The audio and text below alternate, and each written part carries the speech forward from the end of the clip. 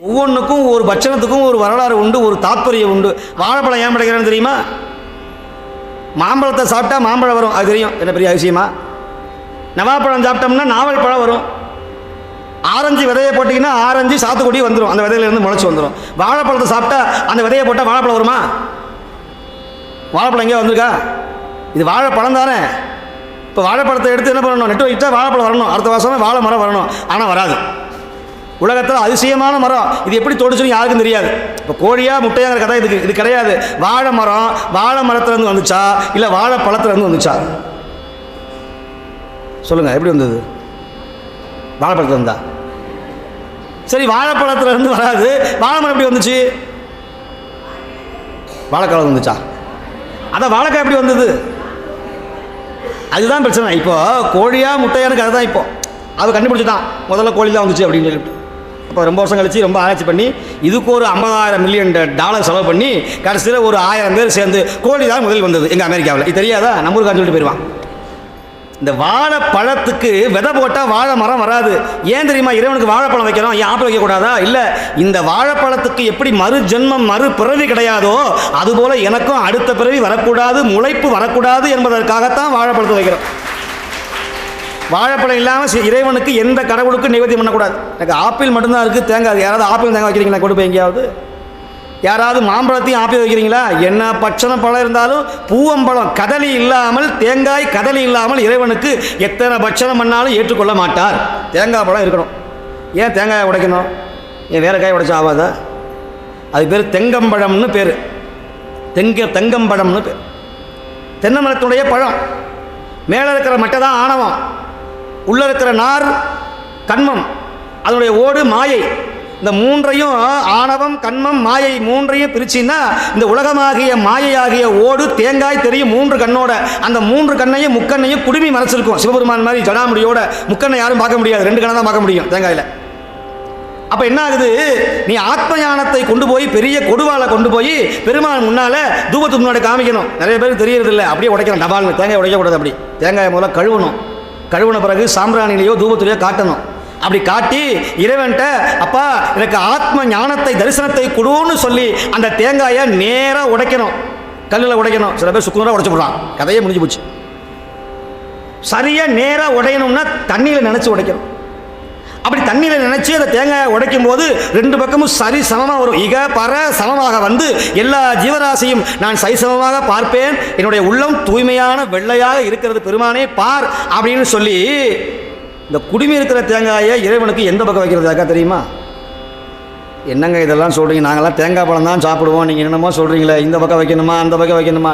குடுமி இருக்கிற தேங்காயை இறைவனுடைய வலது பக்கம் வைக்க வேண்டும், குடுமி இல்லாததை இடது பக்கம் வைக்கணும். திரும்ப 2வதாக உடைக்கிற தேங்காயை, குடுமி இல்லாத தேங்காயை வலது பக்கம் வைக்கணும், குடுமி உள்ளதை இடது பக்கம் வைக்கணும். புரிஞ்சுதா? புரியுற மாதிரி இருக்கான்னு தெரியல. அதாவது முதல் தேங்காயை உடைக்கும் போது குடுமி இருக்கிறத சுவாமியினுடைய வலது பக்கம் வைக்கணும், ஒரு மூடியை. சில பேர் தன்னை பார்த்து வச்சுக்குவான், தப்பு. இறைவனை பார்த்து வைக்கணும் தேங்காயை. குடுமி உள்ள தேங்காயை 3 கண் உள்ள பகுதியை பெருமானுடைய வலது புறத்தில் வைக்கணும். முதல் தேங்காயை இடதுபுறத்தை குடுமி இல்லாத அந்த குடுமியை உடைச்சி வைக்கணும், ஞான கண்ணை திறந்து வைக்கணும் தேங்காவை. சில பேர் அப்படியே வச்சுடுவான். கோயிலில் ஆவடிலே உடைக்கிறானே, லிங்கத்திலேயே உடைக்கிறான், டமால் டிமேல். கேட்டால் அருவா இல்லைங்க, கத்தி இல்லைங்க, என்ன பாவம். உடனே 2வது தேங்காய் உடைக்கும் போது குடுமி இருக்கிற பாகத்தை இடது பக்கம் வைக்கணும், குடுமி இல்லாததை வலது பக்கம் வைக்கணும். இப்போ என்னாச்சு? இது ஒரு தேங்காய் ஆகிடுச்சு, இது ஒரு தேங்காய் ஆகிடுச்சு, ஆனால் வச்ச மூடி வேறு வேறு. இப்படி உலக உயிர்கள் இப்படி வச்ச பிறகு தீர்த்தத்தை எடுத்து எந்த பக்கம்? இடது பக்கமாக நிவேதியம் பண்ணணும். மகா குற்றம். அசுப காரியத்துக்கு மட்டும்தான் இடது பக்கம். இறந்து போனவங்களுக்கு நீர் விலகும் போது இப்படி இடது பக்கம் விலகுவாங்க. ஆனால் இறைவனுக்கு செய்கிற பொழுது வலது புறத்திலிருந்து இடதுபுறமாக வரணும். அப்படி நீர் விலகி போது இறைவனிடத்தை ஆத்மஞான தத்துவத்தை தூபமாக மணி இல்லாமல் பூஜை பண்ணவே கூடாது. ஆவுடையார் கோயிலில் மட்டும்தான் மணியை அடித்து முடிச்சுட்டு தீபாவளி காட்டுவாங்க. ஏன்னா சிவபெருமான் ஆத்ம சோதியாக, தீபாவளி யாரும் காமிக்க மாட்டாங்க, கொண்டாந்து தொட்டு போட முடியாது. தீபாவளியை பார்க்க தான் முடியும் ஆவுடையார் கோவிலில். நேற்றுக்கு அங்கே போனதுனால சிவபெருமான் கைப்படவே எழுதிய திருவாசகத்தை எல்லா அடியாவுடைய சிரசு மேலேயும் கை வச்சாங்க. பெரிய புண்ணியம் கிடச்சிது ஆவுடையார் கோவிலில் நேற்று தரிசனம். அதுக்கு முதல் நாள் இளையான்குடி தரிசனம். பிறகு சாயங்காலம் ஆவுடையார் கோயிலில் தீபம் ஏற்றி திருவாசக விண்ணப்பத்தோடு இறைவனிடத்தில் சங்கல்பம் செய்து வழிபாடு செய்துவிட்டு யாத்திரையோடு வந்திருக்கிறோம். இப்படி இறைவனிடத்தை எப்படியெல்லாம் வழிபாடு செய்யணும்னு நினச்சி இப்போ விநாயகப் பெருமானை நாளைக்கு எல்லாரும் காலம்பரையோ சாயங்காலம் களிமண்ணில் வைத்து வழிபாடு செய்து கிணத்துல ஏரியில் குளத்தில் 5வது நாள் 3வது நாள் கொண்டு போய் காசோடு வைத்து விநாயகப் பெருமானை கரைத்து விடுவார்கள். களிமண் ஒன்றும் செய்யாது. அப்படி இல்லாத சில பேர் கருங்கல்லையோ மாக்கல்லையோ ஐம்பன்லையோ விநாயகப் பெருமானுடைய திருமேனியை வீட்டில் வச்சு நிரந்தரமாக வழிபாடு செய்வாங்க. அது இல்லாதவங்க விநாயகப் பெருமானுடைய திருவுருவ படத்தை வைத்து வழிபாடு செய்தார்கள். இதெல்லாம் செஞ்சால் என்ன கிடைக்கும்? நமக்கு துன்பமே வராது. விநாயகப் பெருமான் சிவபெருமானுடைய மறு வடிவம் விநாயகப் பெருமான். அடியாருடைய துன்பத்தை நீக்குவதற்காக அவதாரம் செய்தவர். நாளைக்கு எல்லாரும் தான தர்மங்கள் செய்யுங்கள், தான தர்மங்கள் செய்யுங்கள்.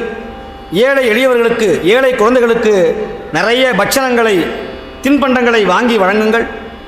ஜீவராசிகளுக்கு உணவு படையுங்கள். விநாயகர் உங்களுக்கு நல்லது செய்வார். உங்கள் வாழ்க்கையில் இருக்கிற எல்லா விக்னங்களையும் தடைகளையும் விநாயகப் பெருமான் நீக்குவார். கூறிய அறிவை தருவார், ஞானத்தை கொடுப்பார், ஐஸ்வர்யத்தை வழங்குவார், மேன்மையை தருவார், வெற்றியை தருவார், ஊக்கத்தை தருவார், சோம்பலை தவிர்ப்பார், துக்கத்தை தீர்ப்பார். என்றும் உங்கள் மனதிலே என்றும் துணையாக நிற்பார். எல்லாம் வல்ல விநாயகர்.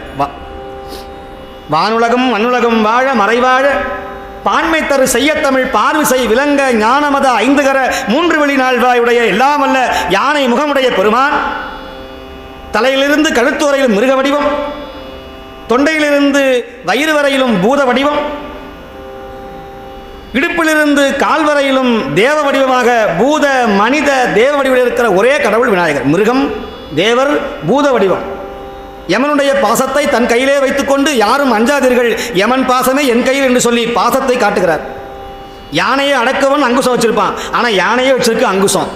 நான் யானையாக இருந்தாலும் உன்னுடைய காமத்தை, குரோதத்தை, மோகத்தை, மதத்தை, மாச்சரியத்தை அடக்குவதற்கு என்கிட்டதான் கையில் துடுப்பு இருக்கிறது என்று சொல்லி எல்லாரும் ஜாக்கிரதையாக இருங்கள் என்று சொல்லி தன் கையில் அங்குசத்தை ஏந்திருக்கிற கருணை தெய்வம். பாரதம் எழுதுகிற போது எழுத்தாணியை பயன்படுத்தாது தம்முடைய கொம்பையே உடைத்து கையில் வைத்திருக்கிறார் எல்லாம் வல்ல விநாயகர். கையில் அமுத கலசம், மோதகம், பாசக்கயிறு, அங்குசம் ஏந்தி ஒற்றை கொம்போடு முக்கண்ணோடு செம்முகத்தோடு ஞான வடிவோடு துதிக்கையை இடப்பாகம் வைத்து கையில் அபயகஸ்தம் காட்டி பத்மாதரமிட்டு வருகிற அடியவர்களை வா என்ற அன்போடு வாஞ்சையோடு அழைத்து தம்முடைய மடியிலே சாத்தி வைத்து அனுக்கிரகம் செய்யக்கூடிய எல்லாம் உள்ள கடவுள் நம்முடைய விநாயகர் பெருமான். அந்த பெருமானை வழிபட்டு ஏற்றி நன்மையை பெறுவோம் என்று சொல்லி நான் அவருக்காக இன்றைக்கி 1/2 மணி நேரம் ஒதுக்கியாச்சு. நான் அவரை திருமுறையை ஏன் இவருக்கு அவ்வளோ சிறப்புன்னா திருமுறையை கண்டுபிடிச்சவர் அவர் தான். அவர் இல்லைன்னா திருமுறையே இன்னைக்கு முற்றுதல் கிடையாது. ராஜராஜ சோழனை நம்பியாண்டார் நம்பிகள் மூலமாக 12 மூவர் தேவாரத்தையும் காட்டி எடுத்து கொடுத்தவர் பொல்லா பிள்ளையார் திருநாரையூர் விநாயகர் தான் காரணம். அதனால் விநாயகரை மறக்க முடியுமா? அந்த நன்றி கடன் எனக்கு. அதனால் விநாயகப் பெருமானை வழிபாடு செய்யுங்கள். எளிவந்த பிரான் என்று சொல்லி எப்படி வழிபாடு செய்வது?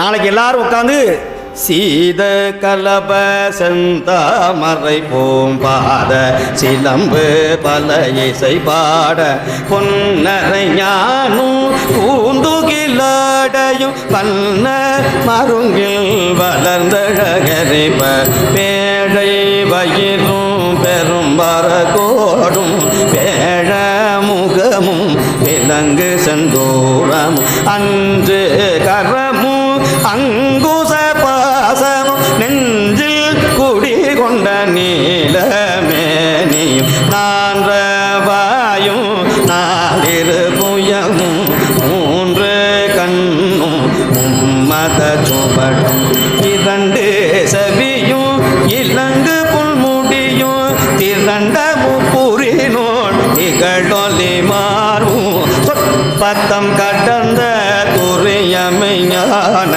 அற்புதம் நின்ற கற்பக தழிரே முப்பழம் நுகரும் மூசிக வாகன இப்பொழுதெல்லை ஆட்கொள்ள வேண்டி தாயாயனகு தானெழுந்தருளே மாயா பிறவி மயக்கமதோ 9 வாயில் ஒரு திறத்தால் 5 கதவை அடைப்பதும் காட்டி ஆராதார தங்குச நிலையும் பேரா நிறுத்தி வெச்சுரை அறுத்தே இடைப்பிங்களை இழுத்தறிவித்து கடையில் சுழுமுனை கபாலமும் காட்டி 3 மண்டலத்தில் முட்டிய தூணில் நான் அன்றழு பாமி நாவில் உணர்த்தி. இப்படி இந்த விநாயகர் அகவல் போகும். இந்த விநாயகர் அகவல் நாளைக்கு எல்லாரும் ஒரு 7 நிமிஷம் கூட ஆகாது. இதை படிச்சிங்கன்னா நாளைக்கு ராத்திரி செம்முகத்தோடு விநாயகப் பெருமான் உங்களுக்கு வந்து காட்சி கொடுப்பார். எனக்கு இதெல்லாம் வாயில் நுழையாதுங்க, வேறு ஏதாவது சொல்லுங்கள் அப்படின்னா, வேழமுகத்து விநாயகனை தொழ வெற்றி மிகுந்து வரும், ஆழமுகத்து விநாயகனை தொழ அல்லலகன்று விடும். வேழமுகத்து விநாயகனை தொழ வெற்றி மிகுந்து வரும். இதுவும் வாயில நுழையில. வேற ஏதாவது சொல்லுங்க, வேற ஏதாவது இருக்கா? கணபதி என்றிட கலங்கும் வல்வினை, கணபதி என்றிட காலனும் கைதொழும், திருவாக்கும் செய்கருமம் கைகூட்டும், பெருவாக்கும் பெருஞ்சொல் பெருவாக்கும் பீடும் பெருக்கும் உருவாக்கும் ஆதலால் யானை முகத்தானை காதலால் உப்புவர்தம் கை